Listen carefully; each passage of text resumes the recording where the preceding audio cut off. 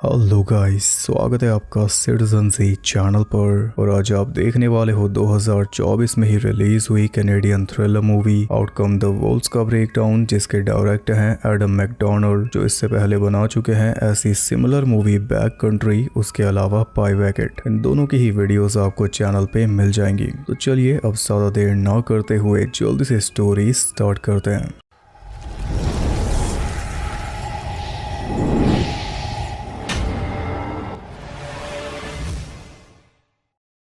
ये कहानी है एक कपल सोफी और नोलन की, जो कुछ दिनों के लिए जंगल में मौजूद एक दूर दराज कैबिन में रहने आए हैं। आने का रीजन है नोलन का काम। नोलन एक मैगजीन में फूड राइटर है और नया आर्टिकल इसे लिखना है हंटिंग के बारे में, इंसान अपना खाना कैसे जुटाते थे।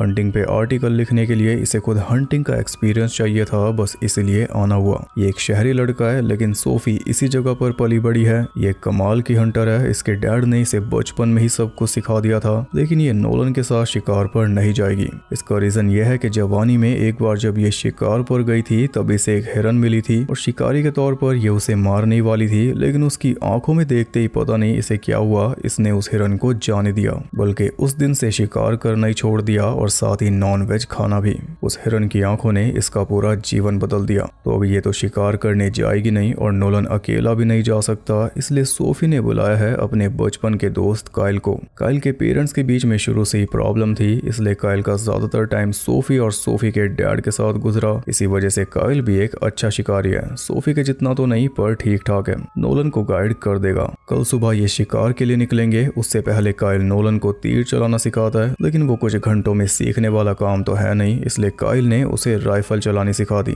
उसमें नोलन को ज्यादा परेशानी नहीं हुई। जिस बीच काइल ये सब सिखा रहा था, उसी बीच वो बातों बातों में ऐसा जता रहा था कि सोफी के लिए वो कितना खास है। सोफी मेरे लिए ये करती थी, वो करती थी, ये तीर उसी ने गिफ्ट दिए थे, वगैरह वगैरह। और इन सब बातों से कहीं ना कहीं नोलन चिढ़ रहा था, क्योंकि ओरिजिनल प्लान ये था कि काइल अपनी गर्लफ्रेंड को साथ लेकर आएगा। इसकी गर्लफ्रेंड और सोफी एक साथ टाइम बिताएंगे और ये और नोलन एक साथ। लेकिन आकर ये कहता है कि मेरी गर्लफ्रेंड ने एंड टाइम पर मना कर दिया। अब हो ये रहा है कि सारा टाइम ये सोफी के साथ बिता रहा है और नोलन एक साइड में अकेला बैठा है। बचपन के दोस्त इतने टाइम बाद मिल रहे हैं तो जाहिर सी बात है कि कई बातें करनी है, और क्योंकि खुद इनवाइट किया है इसलिए होस्ट भी करना पड़ेगा। उसमें कोई दिक्कत नहीं है। दिक्कत नोलन को तब हो रही है जब वो दोनों ऐसा बर्ताव कर रहे हैं जैसे अब भी बच्चे हैं। उनका ये मस्ती मजाक देखकर नोलन गुस्सा होकर अंदर रूम में चला गया। सोफी उसके पीछे गई तो दोनों के बीच बहस हो गई। नोलन का कहना था कि काइल की गर्लफ्रेंड कहाँ पर है। उसके अकेले आने से ये वीकेंड अब वैसा नहीं रहा जैसा होना चाहिए था। तो सोफी कहती है कि मैंने तेरी वजह से ही काइल को बुलाया है, ये पूरी ट्रिप ही तेरी वजह से है और तू लैपटॉप लेकर बैठा है। अब गलती तो नोलन की भी है, जो उसे जल्दी समझ आ गई। उसने जाकर सोफी को सॉरी बोला, लेकिन वहां भी बीच में काइल आ गया। अब तो ऐसा लग रहा है कि वो जानबूझ के इनके बीच में फूट पड़वा रहा है। आखिर में उसने सोफी को बता ही दिया कि मेरा ब्रेकअप हो चुका है, इसलिए मैं अकेला आया। हम साफ साफ देख पा रहे हैं कि इसके दिल में सोफी के लिए फीलिंग्स हैं और नोलन को ये सोफी के लायक नहीं समझता, जो कि नोलन भी देख पा रहा है, बस सोफी नहीं देख पा रही। काइल को लगता है कि ये दोनों बस गर्लफ्रेंड बॉयफ्रेंड है, लेकिन जब उसे पता चला कि दोनों एंगेज्ड हैं तो उसका रिएक्शन कोई खास अच्छा तो नहीं आया। वो एकदम निराश नजर आ रहा था। अभी तो सोफी ने ये भी नहीं बताया कि वो प्रेग्नेंट है, वरना पता नहीं उसका क्या होता। वो तो एंगेजमेंट को लेकर ही सोफी के मन में डाउट डाल रहा है। अब जैसे जैसे रात गहरी होती जा रही थी, माहौल भी टेंस होता जा रहा था। काइल और नोलन दोनों ड्रंक थे तो बातें भी अलग ही लेवल की सीरियस हो चुकी थी। सोफी सोने चली गई और उसके जाते नोलन ने ऐसी बात छेड़ दी जिसके बाद सब कुछ ऑकवर्ड हो गया। उसने काइल को बोला कि मैं जानता हूँ तू सोफी के साथ सो चुका है। ये सुनते ही काइल के भी होश उड़ गए। हुआ ये था कि जब सोफी और काइल 18 साल के थे तब इन दोनों ने पहली बार शराब पी थी और नशे में ये दोनों फिजिकल हो गए थे, जिसके बारे में सोफी ने खुद नोलन को बताया था और आज इसने काइल से भी पूछ लिया। रूम में जाकर नोलन ने ये बात सोफी को भी बता दी कि मैंने काइल को ऐसा वैसा बोल दिया। बस इसके बाद तो कोई भी चैन की नींद नहीं सोया। कल का दिन पहले ही खराब हो चुका है। अगली सुबह वो दोनों शिकार के लिए निकल रहे थे तो सोफी ने राइफल की एक गोली काइल की जेब में रख दी गुड लक के तौर पर। फोन ये लेकर नहीं जा रहे क्योंकि नेटवर्क जंगल में आते नहीं। बस बस राइफल और तीर कमान है। काइल की गाड़ी पर बैठकर दोनों निकल गए। फिर लोकेशन पर पहुंचकर आगे पैदल चलने लगे, जिसमें नोलन की सांस फूल रही थी। थोड़ा आराम करने बैठे तो उसने कल रात के लिए काइल को सॉरी बोल दिया और साथ में थैंक्स भी बोला कि मेरे लिए तुम इतना सब कर रहे हो। फिर दोनों ने और आगे बढ़ना शुरू किया तो कुछ ही दूरी पर उन्हें एक हिरन दिखाई दे गई। नोलन के पास मौका था, लेकिन वो गोली चला ही नहीं पाया। इतनी हिम्मत जुटाई नहीं पा रहा था कि किसी की जान ले सके। अब उसे सोफी की दुविधा समझ आ रही थी, और काइल तो जिस काम के लिए आया था वो उसे करना ही था। उसने तीर मारकर हिरन को ढेर कर दिया। पास जाकर एक और तीर मारा, लेकिन हिरन की सांसें अब भी चल रही थी। नोलन चाह रहा था कि काइल उस हिरन की सफरिंग खत्म कर दे, यानी उसे जान से मार दे ताकि वो दर्द से मुक्त हो जाए। लेकिन तभी काइल को पास ही में एक और हिरन दिख गई। उसे मारने की जरूरत भी नहीं थी, फिर भी काइल ने राइफल छीन कर जल्दी से उसे गोली मार दी। गोली हिरन को लग गई थी, लेकिन वहां पर नहीं जहां पर काइल चाहता था। वो हिरन भाग निकली थी। काइल ने खून के निशानों का पीछा किया, लेकिन थोड़ी दूर जाते ही सारे ट्रैक्स खत्म हो गए। इससे काइल बहुत ज्यादा फ्रस्ट्रेट हो गया। ऊपर से नोलन चिल्लाए जा रहा था कि वापस चलो। उस हिरन की सफरिंग एंड करने दोनों वापस गए तो जाते ही सुन्न हो गए, क्योंकि एक भेड़िया उस हिरन को खा रहा था। इस एरिया में काइल को पहले कभी कोई भेड़िया नहीं दिखा, लेकिन वो कई साल पुरानी बात हो गई। अब काइल एकदम शांत खड़ा था, लेकिन नोलन के पसीने छूट रहे थे। उसे समझ ही नहीं आ रहा था कि अब क्या करना चाहिए। वो भागने की तैयारी में था, पर काइल ने उसे बोल दिया कि भूल कर भी हिलना मत। काइल खुद गन निकालने की कोशिश कर रहा था, लेकिन वो बो के अंदर अटक रही थी और नोलन से इतना सब्र नहीं हुआ। उसे तो एक एक पल भारी हो रहा था, इसलिए वो सीधा गन के ऊपर झपट पड़ा, जिस वजह से भेड़िए ने उसके ऊपर अटैक कर दिया। अब भेड़िया उसे नोच रहा था और वो बस काइल का नाम चिल्ला रहा था। काइल ने जल्दी से गन उठाकर लोड की और तब वो देखता है कि आसपास दो भेड़िए और मंडरा रहे थे। उसने गोली मारकर अटैक करने वाले भेड़िए को भगा दिया, फिर एक और गोली चलाई तो बाकी दोनों भी भाग गए। अब नोलन उससे मदद मांग रहा था, लेकिन वो खुद पैनिक में था। उसने उल्टा नोलन के ऊपर एक गन तान दी। नोलन बोला कि ऐसा मत करना। शायद काइल उसकी सफरिंग एंड करना चाह रहा था, और जब नोलन ने मना कर दिया तो काइल बिना उसकी कोई मदद किए चुपचाप उसे तड़पता हुआ छोड़कर वहां से भाग निकला। नोलन रिक्वेस्ट करता रहा, पर वो रुका नहीं। भागते हुए अपनी गाड़ी तक पहुंचा, फिर गाड़ी लेकर सीधा कैबिन पर। मौत को इतनी पास से देखकर आया है, इसलिए उसके हाथ पैर कांप रहे थे। ऊपर से नोलन का जो हाल हुआ वो भी उसकी आंखों के सामने घूम रहा था, और अभी तो सोफी को जवाब भी देना है। उसे क्या बोलेगा ये भी समझ नहीं आ रहा। जैसे तैसे हिम्मत करके सोफी के सामने गया और उसे बता दिया कि भेड़िए ने नोलन को नोच डाला। मैंने बचाने की कोशिश की, लेकिन तब तक देर हो चुकी थी। उसकी बातें सुनकर सोफी के भी होश उड़ गए।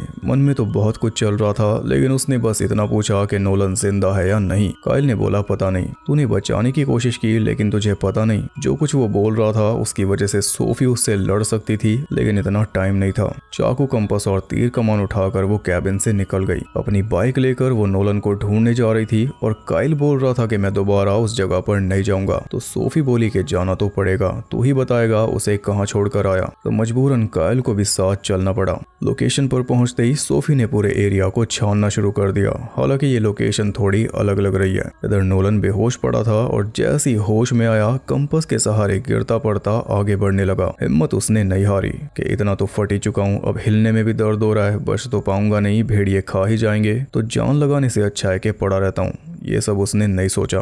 भले ही रेंग ना पड़ा, लेकिन आगे बढ़ता रहा। इधर ये दोनों भटकते हुए उस हिरन तक पहुंच गए जिसे काइल ने गोली मारी थी, और उस हिरन को देखकर सोफी के मन में कई सारे सवाल आ गए, क्योंकि काइल ने बोला था कि मैं निशाना चूक गया था। अब सोफी को ऐसा लग रहा था कि कोई भेड़िया है ही नहीं। काइल ने ही नोलन के साथ कुछ किया है। क्या पता ये खुद ही नोलन के ऊपर अटैक करके उसे मरने के लिए छोड़ आया ताकि सोफी इसकी हो जाए। ये डाउट तो अब हमारे मन में भी आ रहा है, क्योंकि कल रात काफी कुछ हो गया था, और अब भी जब सोफी ने उसके सामने इतने सवाल खड़े कर दिए, उस पे आरोप लगा दिए, तब भी जवाब में उसने बस इतना बोला कि नोलन तुम्हारे लायक नहीं है। नोलन जंगल में अपनी आखिरी सांसें ले रहा है, ये खुद उसे मरने के लिए छोड़ कर आया। अब सोफी पागलों की तरह उसे ढूंढ रही है, और ये बोल रहा है कि उसे भूल जाओ। शक तो होगा ही। अब सोफी ज्यादा बहस क्या करती, उसके मुंह पे पंच मार के वो आगे बढ़ गई, और आगे उसे भेड़िए के पंजों के निशान मिले, जिससे इतना तो साफ हो गया कि भेड़िया सच में है। काइल सच बोल रहा है। खैर उसी तरफ वो आगे बढ़ी तो रास्ते में उसे नोलन बेहोश पड़ा हुआ दिखाई दे गया, लेकिन बाइक इतनी स्पीड में थी कि सही टाइम पे ब्रेक ना लगती, वो सीधा नोलन के ऊपर चढ़ जाती। इसलिए सोफी ने बाइक को साइड में मोड़ लिया, जिस वजह से बाइक सीधा एक पेड़ में जाकर क्रैश हो गई और सोफी बहुत आगे जाकर गिरी। इधर काइल भी अपने रास्ते पर था, तभी गाड़ी का फ्यूल खत्म हो गया। फ्यूल कैन उसके पास था ही तो रुककर वो फ्यूल भरने लगा, लेकिन तभी एक भेड़िया उसके सामने आ गया, जिस वजह से कैन नीचे गिर गया। राइफल में गोली थी नहीं, इसलिए वो तीर कमान से भेड़िया को भगा रहा था, लेकिन भेड़िया ज्यादा तेज था। उसने काइल के ऊपर अटैक कर दिया। जल्दी एक और भेड़िया आ गया जो सीधा गर्दन पकड़ रहा था। तब काइल ने चाकू मारकर दोनों को भगाया, लेकिन तब तक भेड़िए भारी डैमेज कर चुके थे। काइल अब चलने फिरने की हालत में बचा नहीं था, ऊपर से भेड़िए उसके चारों तरफ मंडरा रहे थे। तब काइल को याद आती है वो लकी गोली जो सोफी ने उसकी जेब में डाली थी। काइल ने उस गोली को गन में लोड किया और आपको भी यही लग रहा होगा कि वो खुद को गोली मारकर अपनी सफरिंग एंड करेगा, लेकिन गोली उसने मारी अपनी तरफ आते हुए भेड़ियों को। उधर सोफी अभी ठीक से होश में भी नहीं आई थी कि तभी एक भेड़िए ने उस पे अटैक कर दिया। जैसी भेड़िया उसके ऊपर झपटा, सोफी ने अपना चाकू निकाला, लेकिन वार कर पाने से पहले वो ढलान से लुढ़कते हुए नीचे जा गिरी। इससे वो और ज्यादा चोटिल हो गई, लेकिन एक चीज पे उसने थोड़ी देर में ध्यान दिया, वो था उसका राइट हैंड जो कि टूट चुका था, यानी तीर कमान अब नहीं चला पाएगी। लेकिन इस लाचारी में भी वो छुप कर नहीं बैठी, बल्कि हिम्मत करके कोनी के सहारे ऊपर चढ़ती रही और ऊपर जाकर देखती है कि भेड़िया तो मरा पड़ा है। चाकू सही जगह पर लग गया। चाकू और बो उठाकर वो आगे बढ़ी ही थी कि तभी पीछे से एक और आ गया। अब तीर पकड़ ही नहीं सकती तो चलाएगी कैसे। उसने बड़ी शांति से अपनी टांगों का सहारा लेकर हाथ को फिक्स किया, फिर तीर चलाया, लेकिन भेड़िए को लगा नहीं। अब भेड़िया उसे भी खा रहा था, वो तो उसने चाकू उठाकर उसके अंदर घोंप दिया। तब जाकर वो दूर भागा। फिर आगे बढ़ते हुए वो बाइक तक पहुंची जो चलने लायक बची नहीं थी। ऐसी पैदल चलते चलते वो नोलन के पास पहुंच गई जो खुद मौत से लड़ रहा था। उसकी सांसें अब भी चल रही थी। उसे सहारा देकर वो आगे ले गई जहां पर पड़ी थी काइल की लाश। भेड़ियों ने उसे आधे से ज्यादा खा लिया था, फेस तो आधा था ही नहीं। वहां से कैन उठाकर काइल की गाड़ी में फ्यूल भरा, फिर नोलन को पीछे बैठाकर वो जंगल से निकल गई और इसी के साथ ये मूवी हुई खत्म।